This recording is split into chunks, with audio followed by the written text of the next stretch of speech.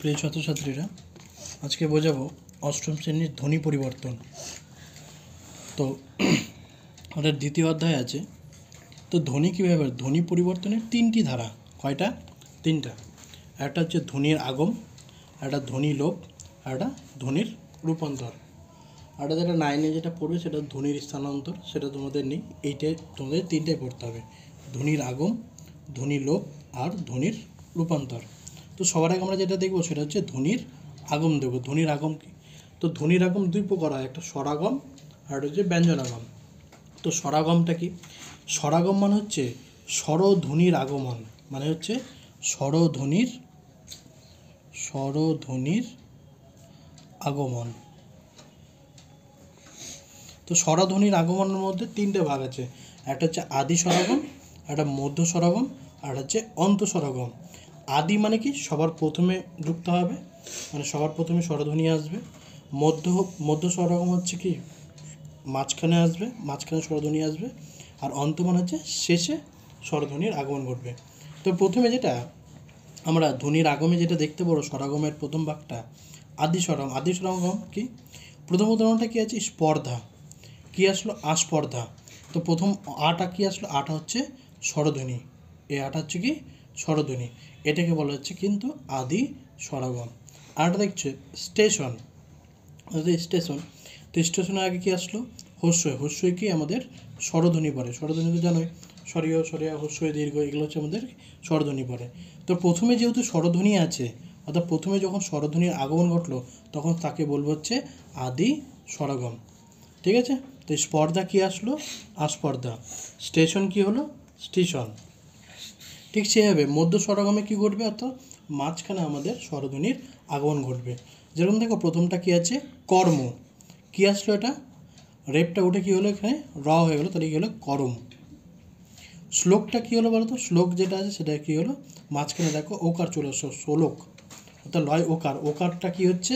এখানে যদি আমি ভাঙি, শ্লোকটাকে যদি ভাঙি, স যুক্ত ও যুক্ত ল যুক্ত ও যুক্ত ক, তাহলে ওটা কি? ওটা হচ্ছে আমাদের কি? স্বরধ্বনির মধ্যে পড়ে।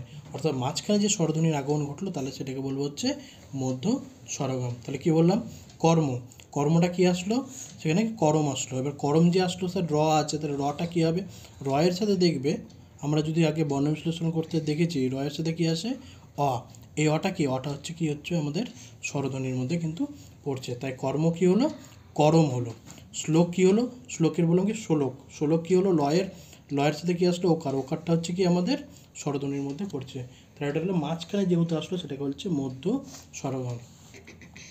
অন্ত স্বরগম। অন্ত মানে কি হচ্ছে? শেষে। আদি মানে প্রথমে, মধ্যে হচ্ছে মাঝখানে, আর অন্ত মানে হচ্ছে শেষে। দেখো কী আছে? সত্য আছে। সত্য থেকে কি আসলো? সত্যি। সে সত্যি কী আছে? ঋষি। ঋষি হয় কি? ঋষি যদি আমি সত্যি যদি ভাঙি, দন্ত স যুক্ত অ যুক্ত ত যুক্ত অন্তস্থ জ যোগ হস্যি, তাহলে হস্যিটা কি? হস্যই যেটা আছে, হস্যটা কি? আমাদের স্বরধ্বনি। অর্থাৎ শেষে কি আসছে? স্বরধ্বনি আসছে। তাহলে কি হবে? এটা অন্ত স্বরগ্রাম। তারপরে কি আছে? দুষ্ট। কি আছে? দুষ্টু। কি আসলো শেষে? হস্যই আসলো। তো হস্য কি? যদি দুষ্টুকে যদি ভাঙি, দ হস্য দু মূর্ধন্য যুক্ত ট হয়ে হস্য, তাহলে কি হস্যটা আমাদের কি আসছে? শেষে। তো শেষে যেহেতু হস্য এসে, সেটা কি হলো? আমাদের অন্ত স্বরগ্রাম। তাহলে সত্য কি হলো? সত্যি। সত্যি কেন হলো? হস্যই যে এসছে সবার শেষে, ওই জন্য বলে কি? অন্ত স্বরগ্রাম। দুষ্ট। দুষ্ট থেকে কী হলো? দুষ্টু। তাহলে কি হস্য কী হলো? হস্য কিন্তু শেষে আসলো, ওই জন্য এটাকে বলছে অন্ত স্বরাগম। এবার হচ্ছে ব্যঞ্জনাগম। ব্যঞ্জনাগম মানে হচ্ছে কিন্তু ব্যঞ্জন ধ্বনির আগম ঘটবে। তো ব্যঞ্জন ধ্বনি তো আমরা জানি ক থেকে যেগুলো বলছে সেগুলো হচ্ছে কিন্তু আমাদের ব্যঞ্জন ধ্বনি। তো ব্যঞ্জনাগমের মধ্যেও কী আছে? তিনটা ভাগ আছে। একটা হচ্ছে আদি ব্যঞ্জনাগম, দুই হচ্ছে মধ্য ব্যঞ্জনাগম, আর হচ্ছে অন্ত ব্যঞ্জনাগম। আদি মানে একই। আদি মানে প্রথমে ব্যঞ্জন ধ্বনির আগমন ঘটবে, মধ্য মানে হচ্ছে মাঝখানে ব্যঞ্জন ধ্বনির আগমন ঘটবে, আর অন্ত মানে হচ্ছে শেষে ব্যঞ্জন ধ্বনির আগমন ঘটবে। তাহলে প্রথম উদাহরণটা দেখো। প্রথমত আদি ব্যঞ্জনাগম। আম থেকে কি হলো? রাম। তার র কী হচ্ছে? বৈষ্ণব কী হচ্ছে? বৈষ্ণব হচ্ছে ব্যঞ্জন ধ্বনি। তো ব্যঞ্জন ধ্বনির প্রথমে আগমন ঘটলো, তাহলে এটা কী হবে? আদি ব্যঞ্জনগম। তারপর ওঝা থেকে কি হলো রোজা, এটাও কি র, র কি ব্যঞ্জনধ্বনি, ব্যঞ্জনধ্বনি প্রথমে আসলো দেখে, তাহলে কি হলো সেটা হচ্ছে আদি ব্যঞ্জনগম।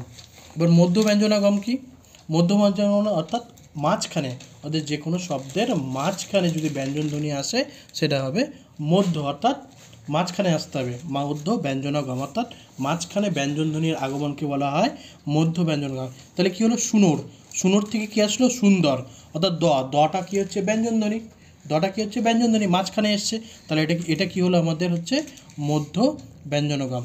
অম্ল, অম্ল অময়ল আছে, অম্ল থেকে কি হলো বলতো অম্বল, তাহলে এখানে কি এক্সট্রা আসলো ব এক্সট্রা আসলো, তাহলে বটা কি ব হচ্ছে আমাদের ব্যঞ্জনধ্বনি, বটা হচ্ছে আমাদের কি ব্যঞ্জনধ্বনি, তার মাঝখানে যেহেতু বটা আসলো অথবা ব্যঞ্জনধ্বনি মাঝখানে আসলো, তাহলে সেটাকে বলবো মধ্য ব্যঞ্জনগম।